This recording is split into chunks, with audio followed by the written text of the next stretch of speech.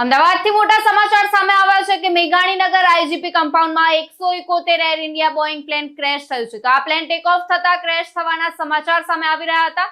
તો પ્લેન બિલ્ડિંગમાં અથડાયું હતું.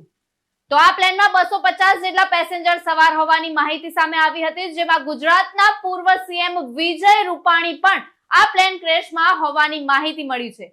ત્યારે અત્યાર સુધી સત્તાવાર રીતે 105 લોકોના તો મોત થઈ ચૂક્યા છે અને હજુ પણ વધુ મોતની આશંકાઓ છે.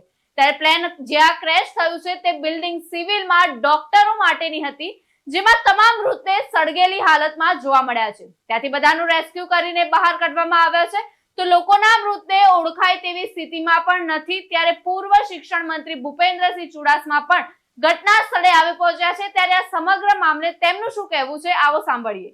મને સમાચાર મળ્યા એટલે તરત જ હું ગાંધીનગર ખાતેના માન્ય વિજયભાઈના ઘરે પહોંચ્યો છું.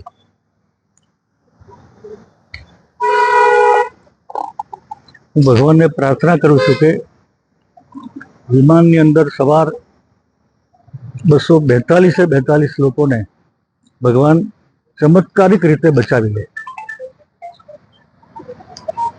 બાપુ, તમને જાણ કેવી રીતે થઈ, શું છે? અમારે અવારનવાર, હું પણ ગાંધીનગરમાં રહું અને એ પણ મારી નજીકમાં રહે એટલે મળવાનું થાય. અને એમનો પંજાબનો પ્રોગ્રામ હોય તો મને કહીને જાય કે હું પંજાબ જાઉં છું. પરમ દિવસે જ રાત્રે મારે એ જ્યારે લુધિયાણા હતા ત્યારે વાત થઈ હતી કે હું લુધિયાણા છું અને 12મી તારીખે હું લંડન જવાનું છું.